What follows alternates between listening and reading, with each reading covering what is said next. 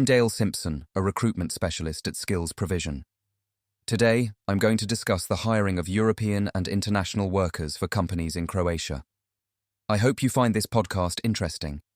Businesses in Croatia are actively using foreign labor to plug gaps across several high-demand sectors. Policy changes and simplified high-skilled routes are making it easier to bring in skilled workers, while seasonal and less skilled demand still relies heavily on temporary registrations and bilateral recruitment. However, administrative complexity, local wage expectations, and competition for talent remain key constraints. In hospitality, the industry continues to need hundreds, in peak season, thousands, of seasonal workers for hotels, restaurants, and resorts. Croatia's tourism machine runs on flexible labor. Shortages spike before summer and again around holiday peaks. Construction and trades. Large building projects and infrastructure works create steady demand for skilled tradespeople and site staff. Employers frequently hire from neighboring countries and further afield to meet seasonal and long-term needs. Information technology and professional services. The Croatian tech scene, Zagreb, Split, Varaždin, and a few regional hubs, is growing. Local firms, scale-ups, and international investors are hiring developers, data specialists, and engineers, and are open to remote or hybrid arrangements to attract EU and non-EU talent. Healthcare and social care. Shortages of nurses, carers, and specialist medical staff persist. Hospitals and private providers increasingly recruit from abroad, sometimes via targeted bilateral agreements. Recent reporting indicates that over 100,000 foreign workers have arrived in Croatia so far this year, and total foreign employment is substantial.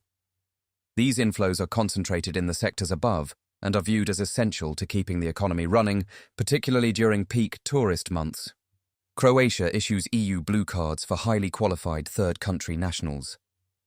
Recent legal updates have clarified eligibility for certain ICT roles. Experience may now substitute for formal qualifications in the blue card assessment, and extended permitted durations in some cases, a helpful development for firms seeking longer-term hires. The blue card allows employers to hire without the local labour market test in many cases. Stay and work permits. For most third-country nationals, employers must either sponsor a stay and work permit or use short-term work registration certificates for brief assignments. The Aliens Act regulates permitted roles, employer obligations, and penalties for non-compliance, so precise paperwork matters. Seasonal and bilateral pathways. Much seasonal work is filled under specific short-term arrangements and bilateral agreements. Employers often use recruitment agencies or foreign labour brokers to source candidates for summer seasons. Expect short turnaround times to be essential in practice. Time and administrative load. Even with streamlined rules for high-skilled profiles, hiring a non-EU national usually means additional documentation, formal sponsorship steps, and liaison with police immigration offices. Build this into timelines. Competitive packages.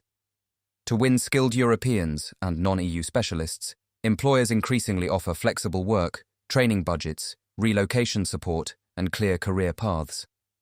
Salary expectations for IT and specialized medical staff are rising, so total rewards need to be market competitive. Language and integration. Multilingual staff, English plus another European language, are highly prized. For hospitality and care work, basic Croatian or regional languages can be essential. Many employers provide language or onboarding support. High churn in seasonal roles means repeated recruitment cycles each year. This increases cost and administrative complexity. The Croatian legal framework has been evolving. While changes have generally made high-skilled routes clearer, other updates may tighten aspects of short-term work registration. Employers must keep compliance checks up to date. Public and political sensitivity. Large inflows of foreign workers are sometimes politically sensitive. Firms should be prepared for community engagement and to demonstrate fair employment practices and compliance. Outlook. Croatia looks set to continue relying on European and international workers to meet structural and seasonal labour shortfalls.